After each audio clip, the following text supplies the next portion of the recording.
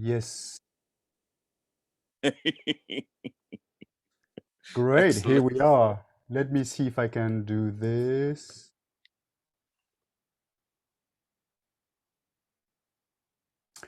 Okay.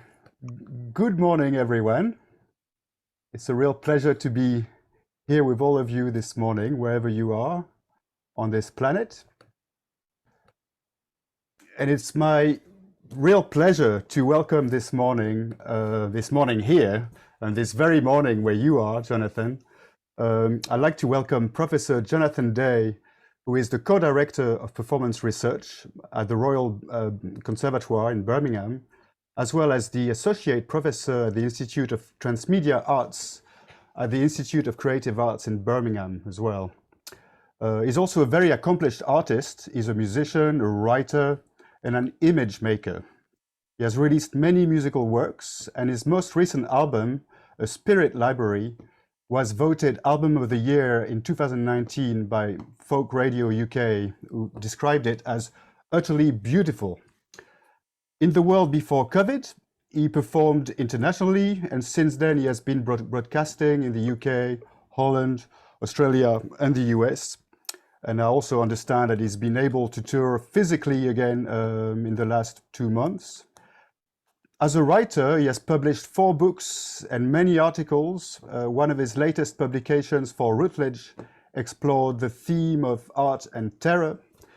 And today we get Jonathan out of bed in the early hours of the morning on the west coast of the British Isles. We are bringing the dragon out of his lair, so to speak, to share with us a presentation entitled The Horn Man and the Dragon, Holographic Replication in Musical Cultural Transitions. So I understand that Jonathan will explore our symposium theme through a philosophical and historical lens, looking at how the globalized world we live in has perhaps turned our traditions into stories we like to tell each other, or even commodities, where claiming ownership of specific ideas has become an irresistible source of profit. The Horn Man, the subject of this talk, appears in many ancient cultures throughout history, many of which had never been in contact with each other before. Therefore, suggesting the idea that perhaps the messages carried through our cultures, both in visual arts and music, probably stem from a much deeper part of our collective subconscious. So Jonathan, thank you very much for joining us at what I believe is 5:30 a.m. in the UK, right? It is indeed. Let me just start sharing the screen, JD. Okay. Okay, we're on desktop 1. Let me just open up the presentation. Where is that? Okay, there we are.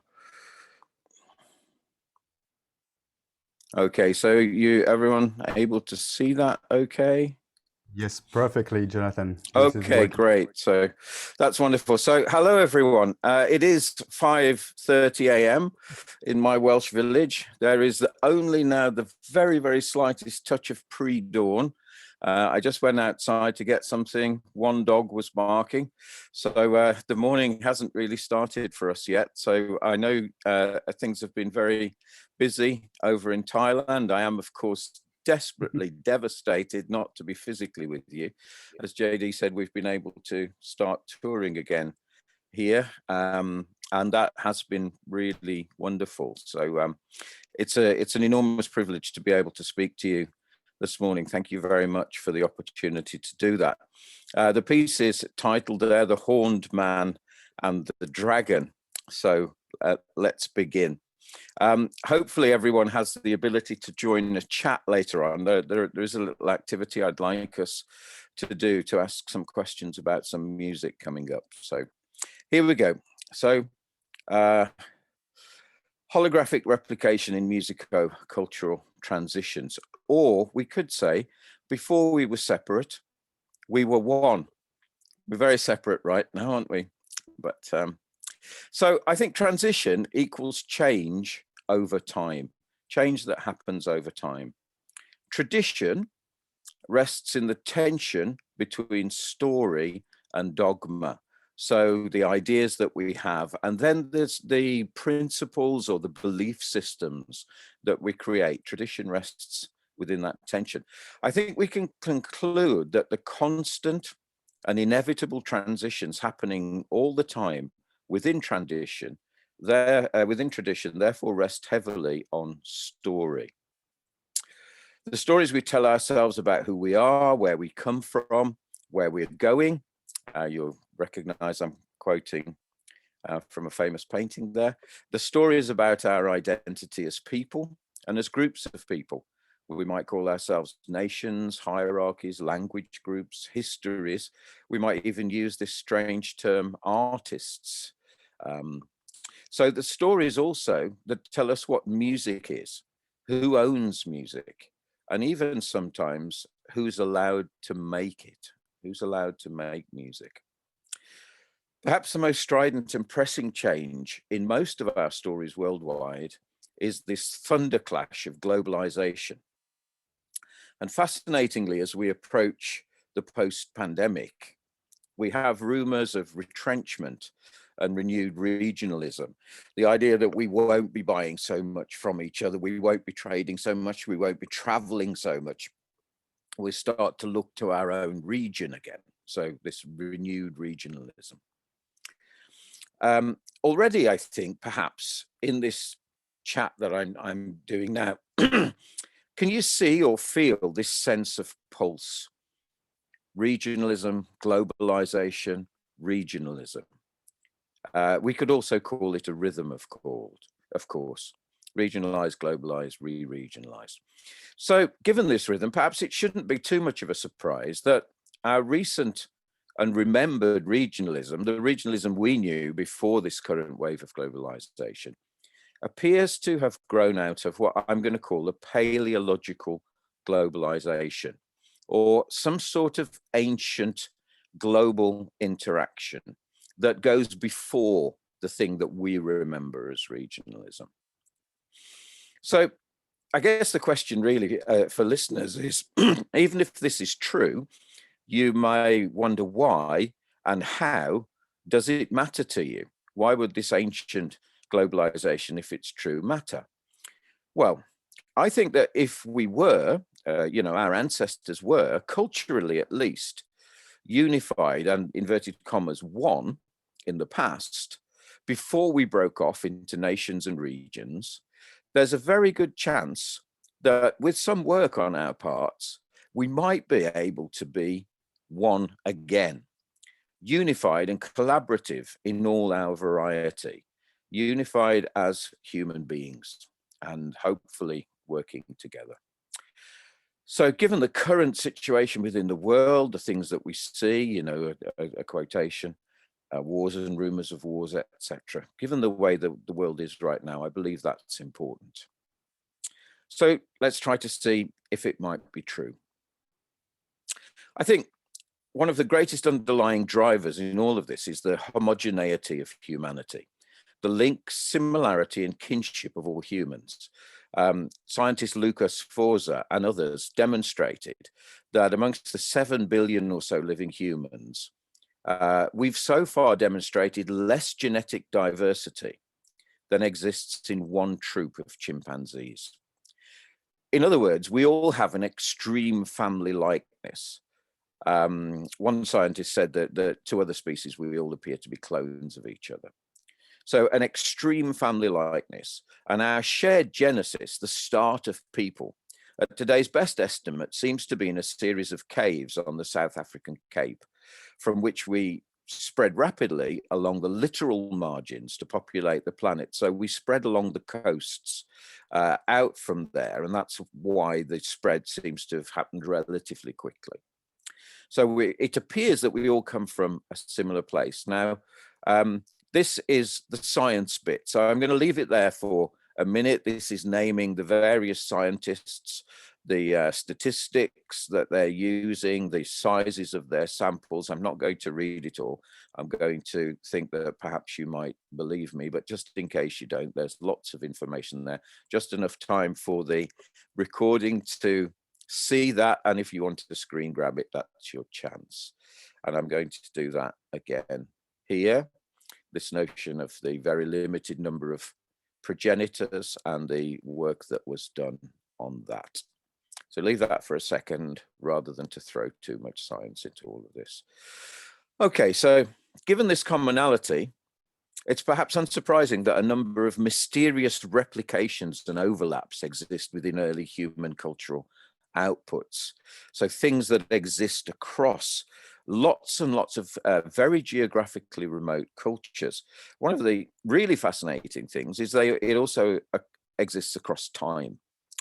So when we're looking at this, the traces left by ancient people are few, far between, and partial in the extreme. Some things survive, most things don't. So we have to go on the little bits of evidence that we have. They might be scratches on rock, a smear or a pattern of ochre, iron oxide, silicate, or soot. It could be a bone flute, a carved image of a Babylonian harp, the outlines in darkened soil of a Saxon hierpe, an instrument I have in a cupboard just over there, or it could be a bronze horn, the things that are left over. So in the short time we have, I'd like to start with some images, if that's okay, and then move on to some music. Obviously, the way in which music exists and lasts through all that time is different to the visual. So let's start with our titular subject, the horned man. So there we are. I am now one, a horned man. The horned man is an example, and interestingly occurs constantly in cultures that have seemingly little or no possible contact with each other across time and space. So let me show you some pictures quickly to see if I can persuade you. Starting off with Cnonos, a Celtic god, and the Indus yogi seal. These demonstrate hybridity, parallelism, and influence. So hopefully you can see this little character. It's a seal, possibly for trading, from Mohenjo-Daro, a city in the Indus Valley, from sometime around 2350 BCE down to 2000. Look at the character. You have some, perhaps a character with three faces, tricephalic, wearing a horny headdress, surrounded by animals, sitting in a lotus position on a little stool. Fantastic little piece, I think, beautifully designed. There is some argument whether this represents a proto-Shiva, because it appears that there may be an erect phallus. That's debated amongst archaeologists and art historians as to whether that's an ornament on the belt. It could be either, couldn't it? So a lion, a tiger, etc. So there we are. That's that character.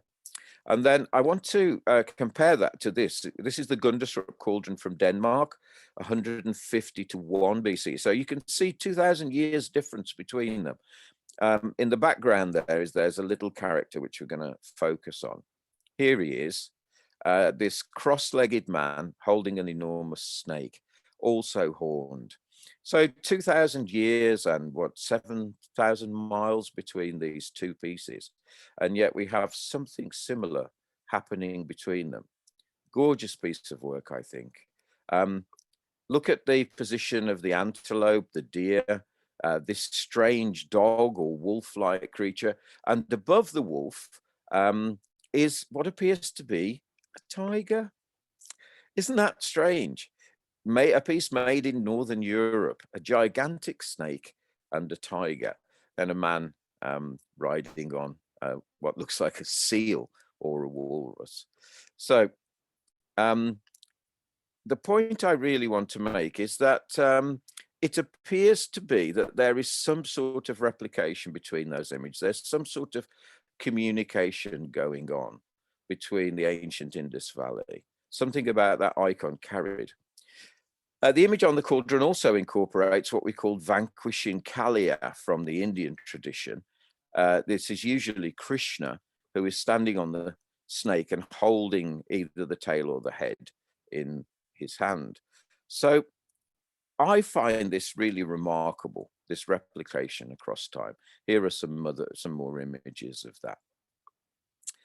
Okay, well, maybe I've got your interest. I hope so. There are lots of other horned men, and let's have a look. We can play some games in the good sense, hopefully. So what do you think of this one? You don't need to answer me on the chat yet. I will ask you some things on chat at some point, but not quite yet. So this horned man, well, it's from the Cherokee peoples. This is a museum I was at in a Cherokee homeland in the US. So the horned men. This one is from Patagonia. So the same, well, it's just about the same continent, North and South America. This horned man is from the Trois Frères, the Three Brothers Cave in Ariège in France. I hope that two things are coming over. This is a joke. I couldn't resist it. That's Michael Flatley, the Irish dancer. Here's a more genuine one. I think that it's really hard to say where these are from. Throughout, though they're global, they all have some sort of kinship, which is ultimately my point. This is from the Anasazi, ancient people in the southwest of the USA. A one-antlered person here, maybe a side view. This is from Lost Canyon, USA. A beautiful piece, I think this one is. And this is Barrier Canyon style from Emery County in Utah. Another Anasazi. Sorry, this is a Utah, not an Anasazi, from 9 Mile Canyon. Okay, so this one, where might you think this horned man comes from? Well, it's from Niger in Africa, yet it is incredibly similar. This one is our character with horns that we were just looking at, holding a snake, appearing once again. So is it going to be Denmark? Is it going to be India? It's Utah in the USA. So I hope you're with me on this. I love this little guy. Also Anasazi. They have some phenomenal petroglyphs. It's because it's dry where they lived, so things were able to survive. The so-called rainbow man has very little horns. Barrier Canyon style, Utah. Another antlered one, Cedar Canyon. Why? Well, that's a great question, and there is some insight to that. This is from about 5,000 years ago from the Drakensberg Mountains in South Africa, and it's an eland antelope head on a human being, and it's a shaman who's transformed. You can see a very tight cinched waist there. The shaman is holding the tail of a dying eland antelope, one of the prime food sources for this people. And the representation of the horned man may well be, it's posited by a scientist called Lewis Clark Williams, that the transformation of the shaman into the spirit of the animal, knowing about the animal, is what's being represented with horned men. And here's this very funky transformed shaman with the eland head, also from the Drakensberg. Okay, so, one thing is not enough, two things are not enough if we're going to demonstrate this cross-cultural link. So a few more visual ones before we move on to some musical ones. I hope that's okay with everyone. Iconography, pictures are shared between Lasso in France, a cave system there, and the Drakensberg in the Karoo Desert. How? Why? There's clearly a mechanism, but what was it? We don't know. So this is about 19,000 years old in carbon dating, but these sites were revisited across generations. Very, very beautiful paintings, I think, in these underground caves. These are pictures of this entrance hall, the Hall of the Bulls in France, in the Dordogne. Another view of that. I think they're astonishing, aren't they? Really beautiful things. A horse. You see the style that's happening here, horses and bulls overlaid on each other. Gorgeous things. So here we have the Sand People in Transkei, an enormous continent away, the Drakensberg Mountains again. And this is 5,000 years old. So a huge gulf in time and distance. And yet, do you see it? Do you see how similar this sense of style is. I find this really incredibly intriguing. So 2 more of those shaman, transform shaman. Lots of antelope, the eland, the food stuff. So of course you don't see eland antelopes in the lasso one, but the depiction is so similar. There's so much resonance across those two. So I'm going to throw in this one and ask you, just, as a rhetorical question, I'm not asking you to answer this on the chat, where you think this might be from. Well, of course, the answer is neither. It's from another system, remote geographically from those. And this is painted between 34 and 14,000 years ago by generations and generations and generations. And this is that system, remarkably similar. It's a bull there, another bull. Lots of different images, just because, I'm presenting you with evidence. What you do with it, if anything, is of course up to you. But I want to try to make the point for these connections. Okay, the horn man and the dragon. I'm not going to talk too massively about dragons because we have dragons on Saturday in our show. But this is one of our characters in the show. His name is Quetzalcoatl, which you might recognize as a Mexican name. And it combines lots of things because if you can see well enough, it's actually a little palm frond woven dragon that I bought when I was with you some time back. And he's a feathered serpent in the Aztec story. So I've just stuck loads of feathers on him. And we have a whole puppet drama coming up. So a Chinese dragon turned into a Mexican dragon. And of course, he's in Wales. So technically, he's also a Welsh dragon. So let's have a look. This is Quetzalcoatl, the feathered serpent, a very positive character in Aztec mythology, a savior character, actually, in some senses, who saves the people when the world is destroyed by his evil sorcerer brother, Tezcatlipoca. So here he is. Very dragon-like. So I guess the question is why? This is Kukulkan, the southern Mexican name for the same character in the Mayan myths. This is at the Templo Mayor, the Mayan one.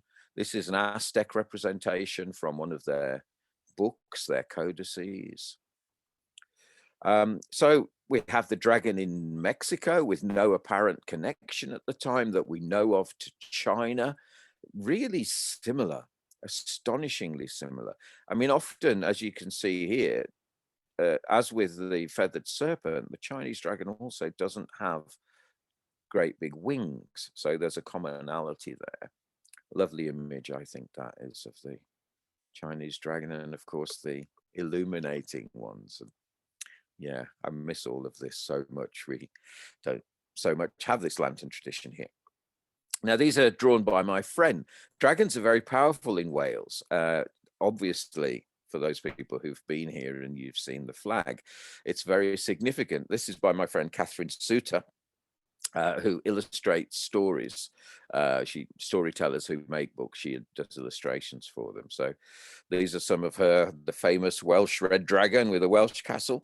This is exactly what it's like where I live, except we don't see that dragon every day.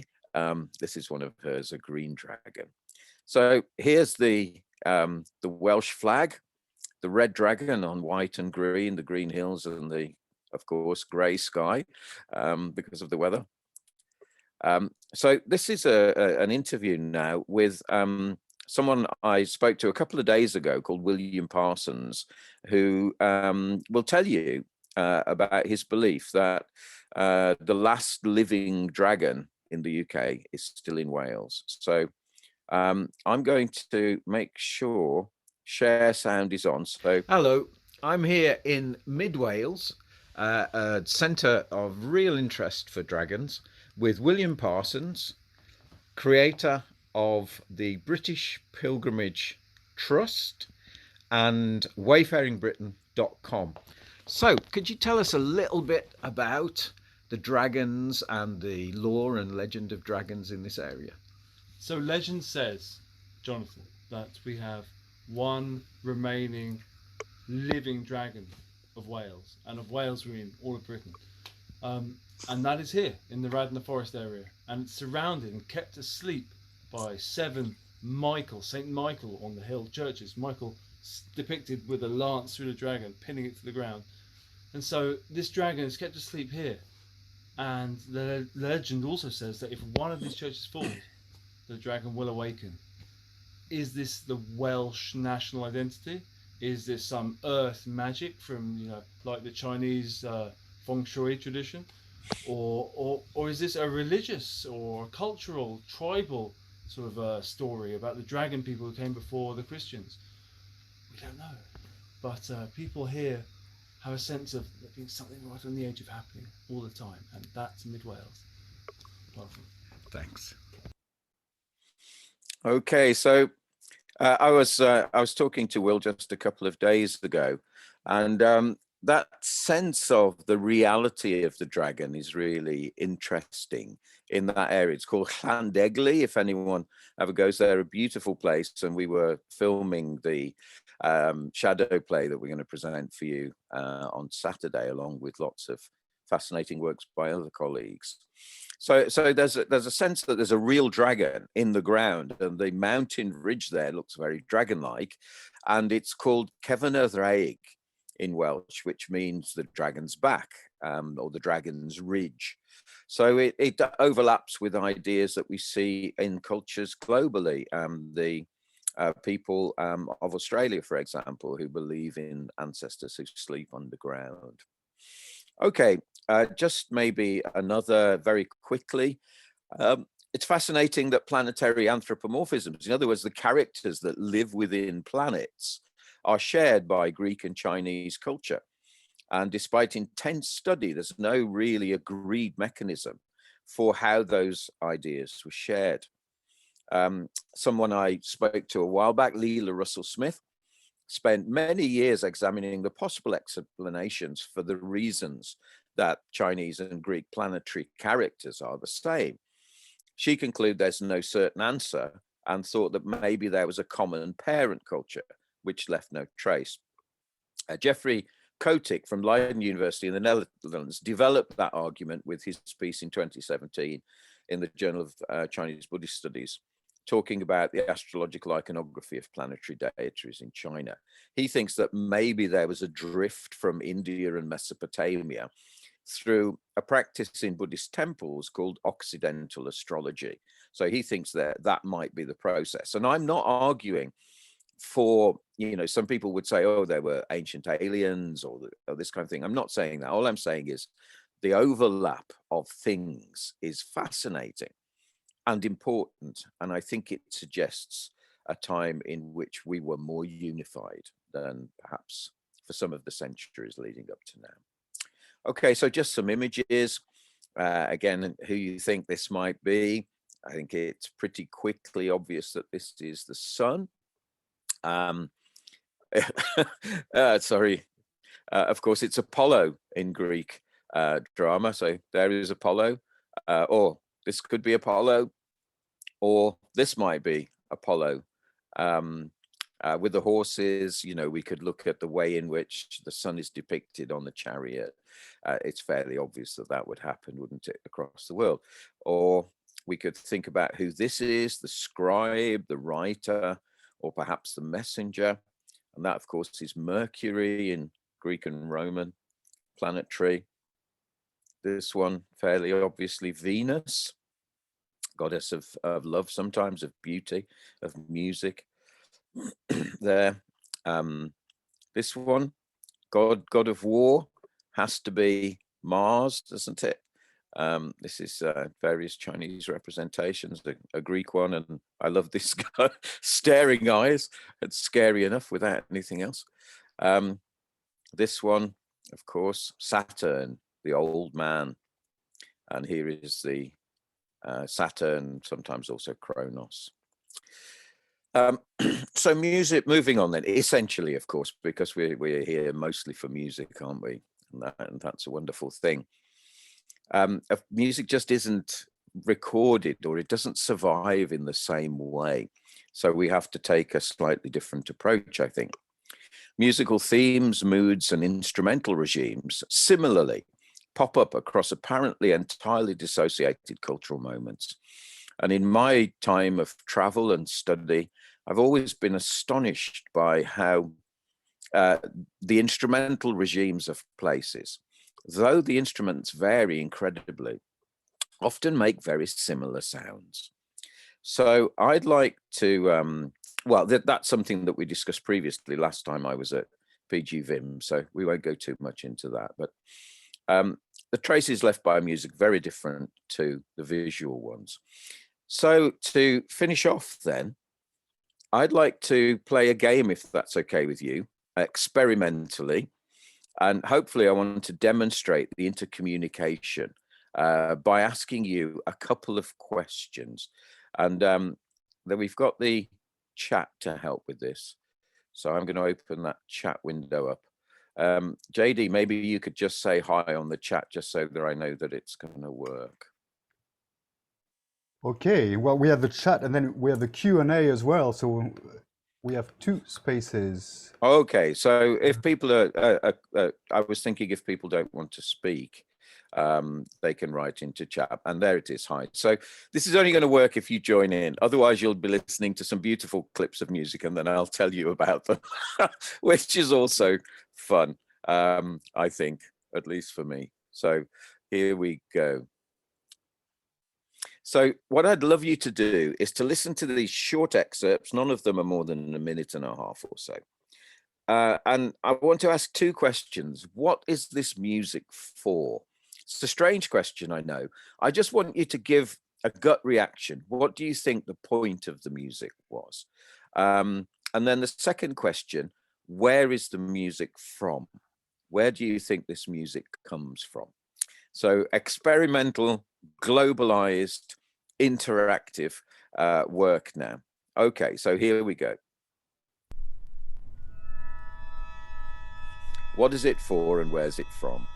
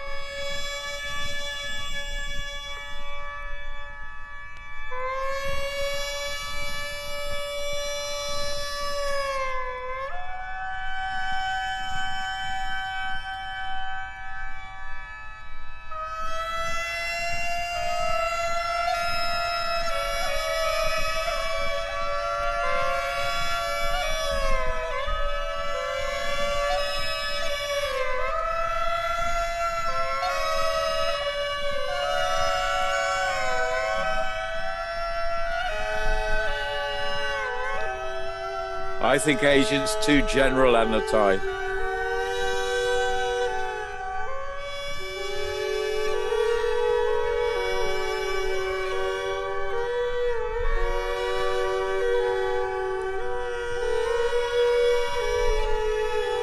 Okay, wonderful. We've got some great responses.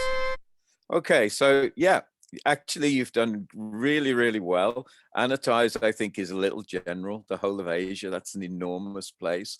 But yes, it's court music from Nara, which also, Nara in Japan. So also very much used ceremonially too. We have from Miko, Northern China, Korea, or Japan. Yeah, something ceremonial. We've got the instruments from Hiroko, Nagai, Sho, and Hichiriki, and Anatai. Haha. So yeah, great. So yeah, a good sense. There's sort of, it's Asia, it's East Asia. That's wonderful. Okay, so ceremonial. I love from Dawn. Sounds like a song for nighttime camping around the fire. Okay, let's try another one then. Same idea. Just dive in. There's, you know, it's not like you're going to get points for having a go. So have a listen to the next one.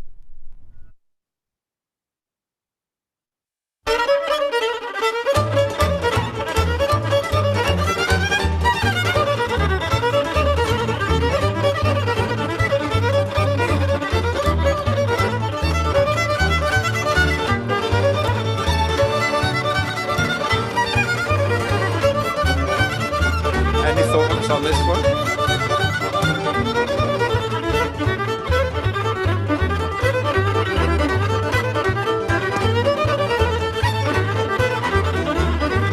What's it for?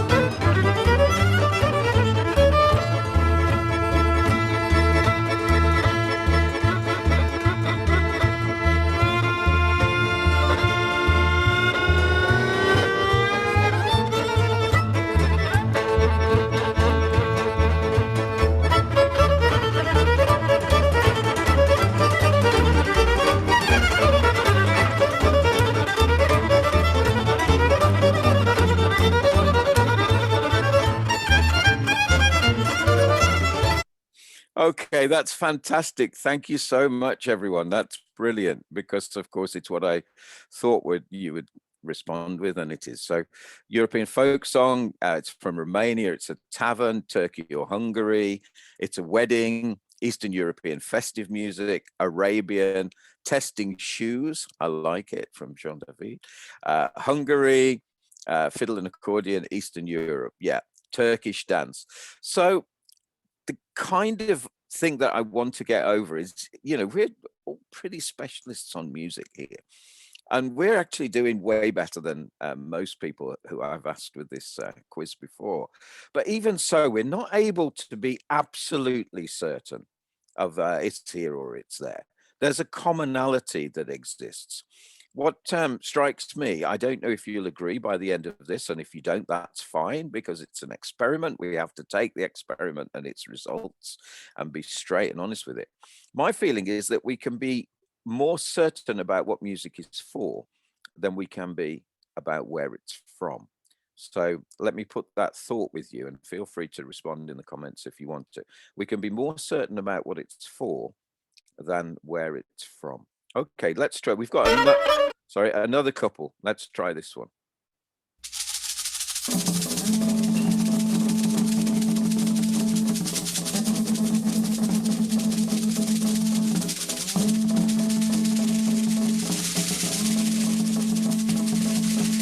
Same questions. Have a go. Zoa limache, limache, limache. Zoa limache, limache,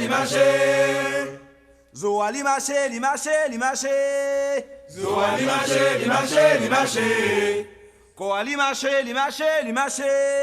Koa limache, koa limache. La vie non me bon Dieu. Koa mache non. La vie non me bon Dieu. Zoa mache non. La vie non me bon Dieu. Abolizad badia onga siye. Isadorezo. Abolizad badia onga siye. Isadorezo. Abolizad badia onga siye. Isadorezo. Zo, zo, zo, zo.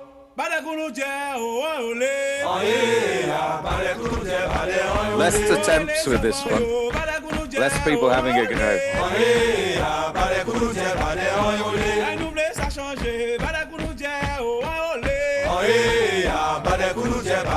So what's it for specifically, do you think? Okay, excellent.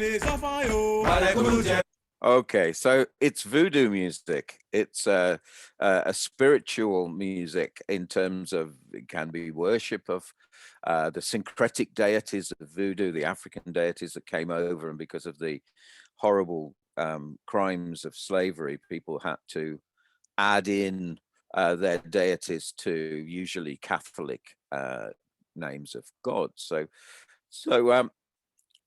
news reports saying hello. Yeah, excellent. So we've got communal religious music, African tribal music, sports, cheering. Lots of people think Africa, which is of course natural, since people were taken sadly against their will from Africa to Haiti. There's a nice little message there advertising the next session coming up soon from 2 till 5. So have a look at that too. Okay, we're almost there. Let's see if people can grab onto this next one. I have emphasized particular regions in the belief that people will get them more easily.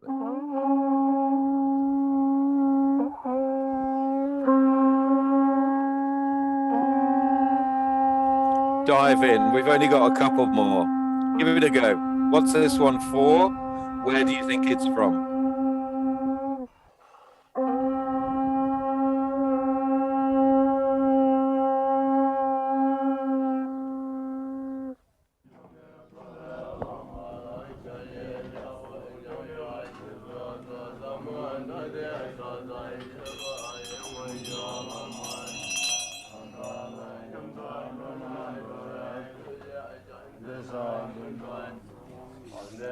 So we've got the purpose of it, but not a location for this one from anyone.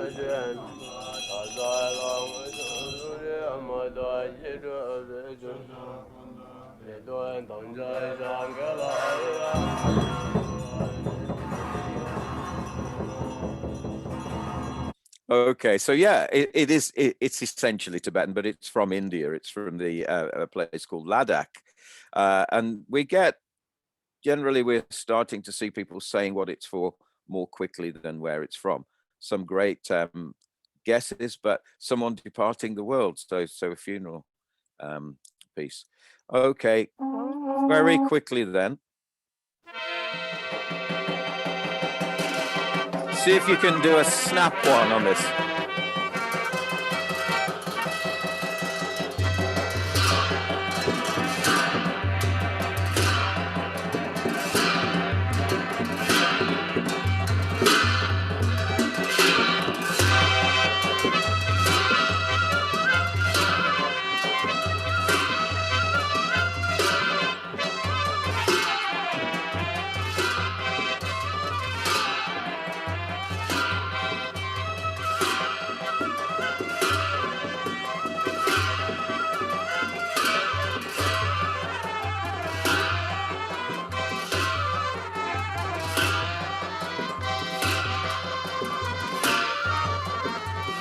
Come on, have a go.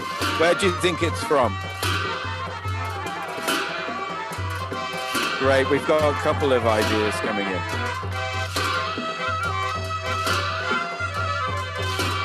And what's it for?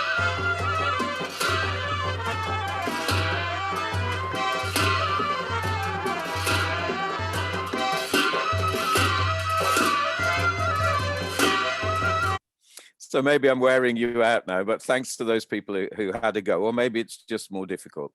So we have on this one, we have a guess that we have 15 more minutes. No, I'm joking. So we have a guess that it's Scotland, Eastern Europe and Turkey from Anatai, a circus performance, someone's guessing Ireland, Anatai again, the arrival of an important day. So it's clearly a festival celebration music, isn't it? It could be for circus, certainly. It could be a hello, a welcome music. And it's from Ladakh, the same place in the very northern parts of India in the Himalaya. So what I'm trying to get over is this idea that as humans, we know that music is music, wherever it's from. Has anyone felt in any way divorced, separate, excluded by any of the music that I've played? So if I was, if someone's listening here who has English as a second or third or fourth language, there might be a degree of exclusion happening because of language. If this was in, I did a piece of work a year or two ago using languages that are extinct now. So no one speaks them anymore. And there's a thing in language that excludes people. I don't think that is true for music. So I'm interested whether anyone feels that they're left out by any of this music, or whether they feel that they're included. And we've all had very good attempts at what this music that perhaps never heard before is for. It communicates across that. Okay, so I think this is the last one to finish off. So come on, make me proud, everyone, and dive in.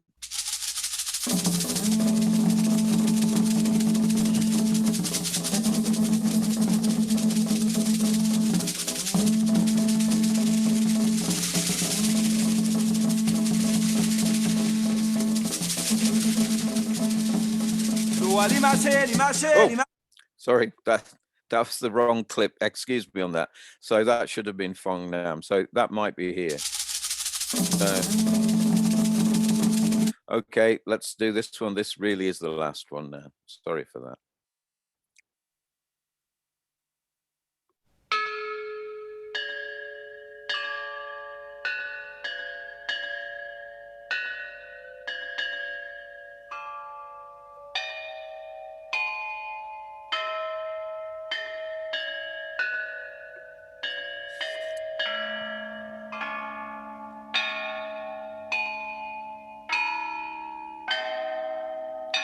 The same questions. What's it for and where is it from? Last chance to have a go. I sound like a fairground man.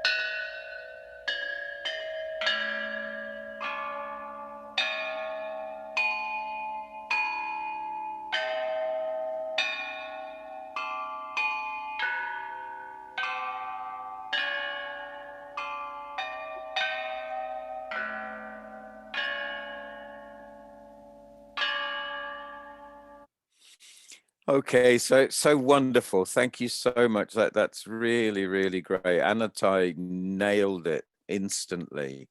Fantastic. Well done. Stone bells, thousands of years ago, ritual East Asia. Exactly right.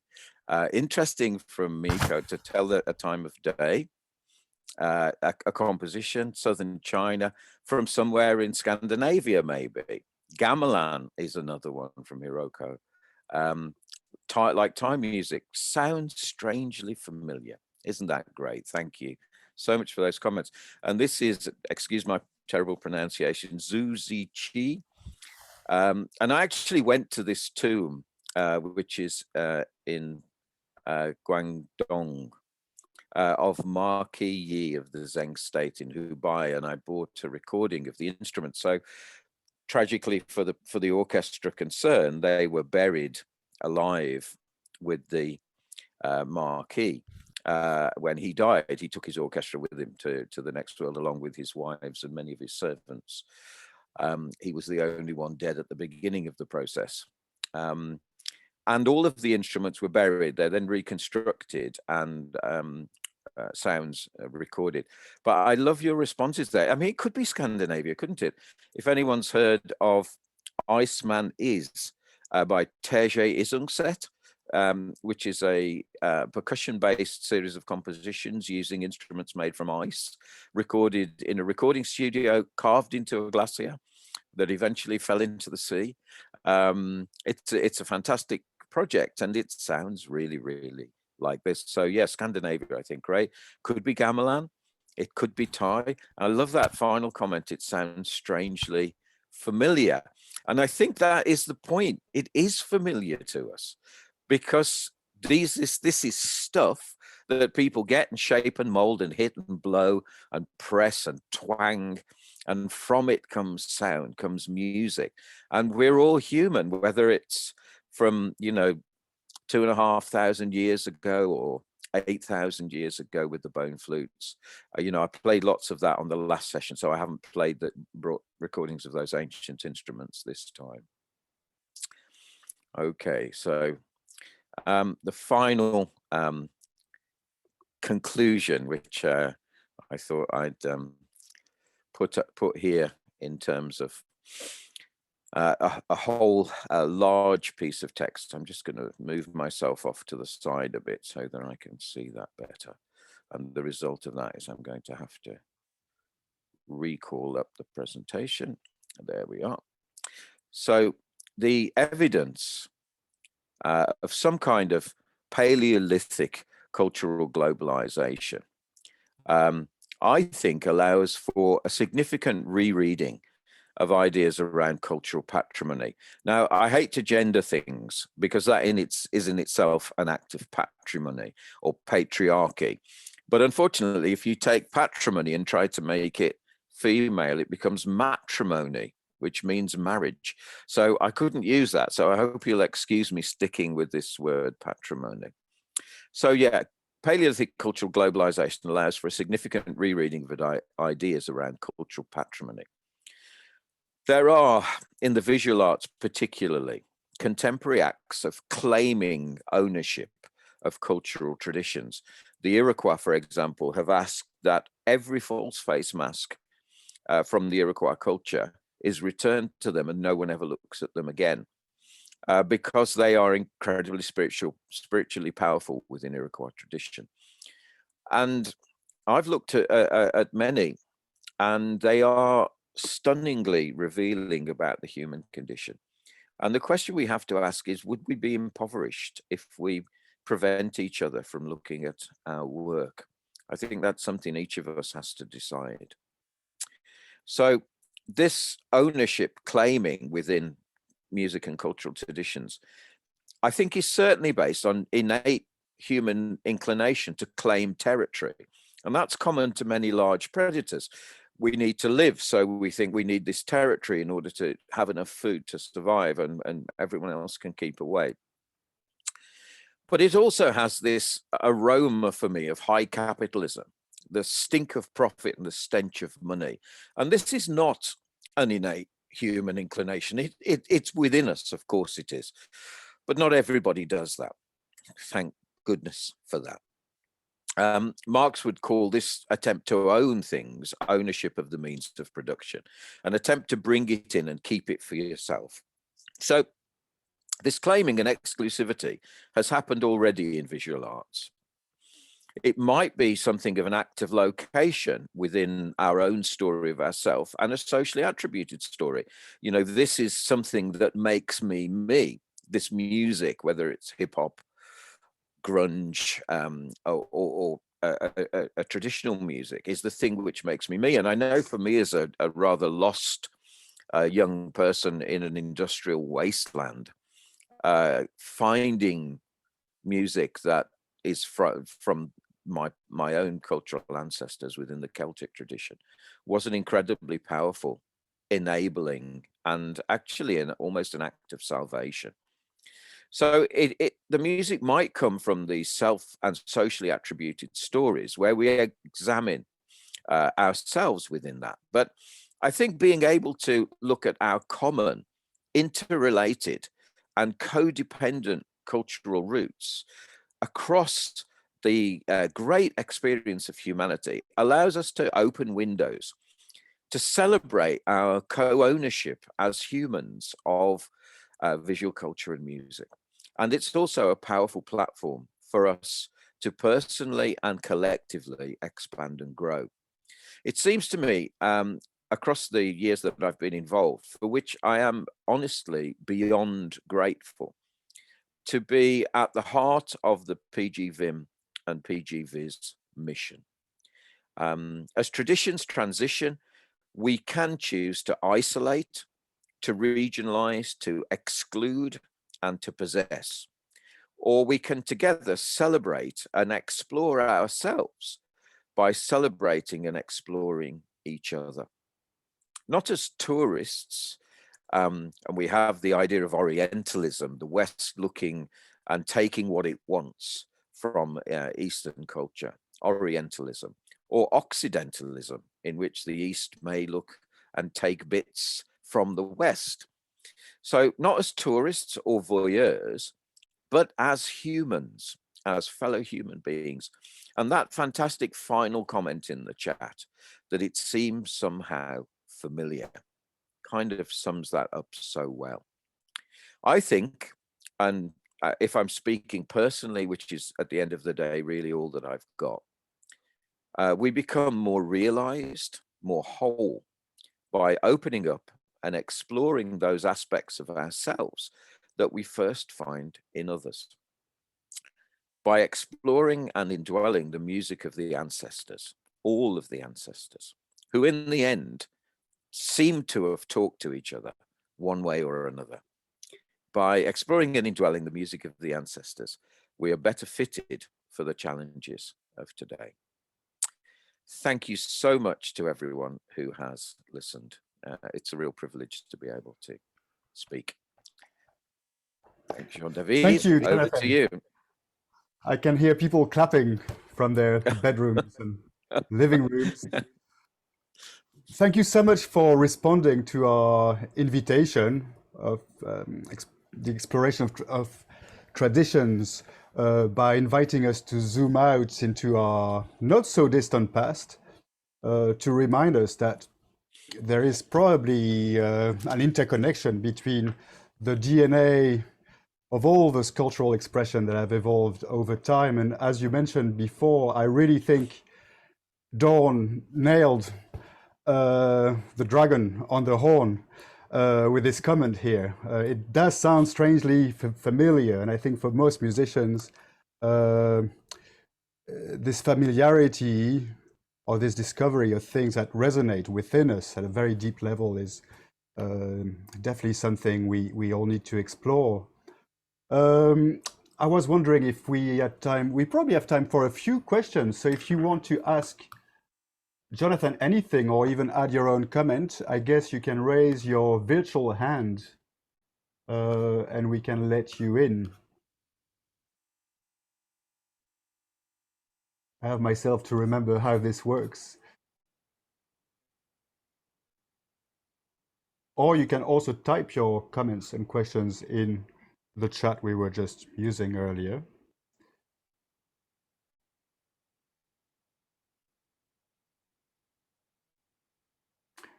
Well, I guess, Jonathan, you left everyone in a rather reflective... I think we're quite close to the end of time as well, and I can see that Anatai has, oh, it may not be Anatai, someone, PGVIM staff, has posted up the next sessions coming up. Okay, and I guess people will need a 2 till 5 break as well. So please check the website, of course, to follow the next events and the schedule, or you can look for announcements as well on our Facebook page. If you want to explore the world of Jonathan a bit further, there will be a puppet performance, which I'm waiting to see as well. I'm really looking forward to your video this Saturday. Yeah, thanks. For the closing. It went very well. Yeah, we recorded it in exactly where that dragon is supposed to be nailed to the floor by these St. Michael churches over the weekend, and I was really happy with how it worked out. So yeah, lots of dragons and horned men. The pictures look very, very promising. The ones you sent me this morning. So anyway, this will be at 7 p.m. This Friday, 27th, where we'll have a series of performance pieces illustrating the theme of transition and tradition. So thank you very much again, Jonathan, for waking up so early I'm going in the back middle to of the sleep night. now. Yeah, I'm actually very impressed you can do this. That's very, very impressive. I think I'll keep this in mind for next time. This is your best, the best time to invite you to talk. Or maybe not. Okay, thank you, Jonathan. Thank you, everyone, for joining. Okay. And we'll see thank you, soon. everyone. Okay. Bye-bye. Bye-bye. Bye-bye.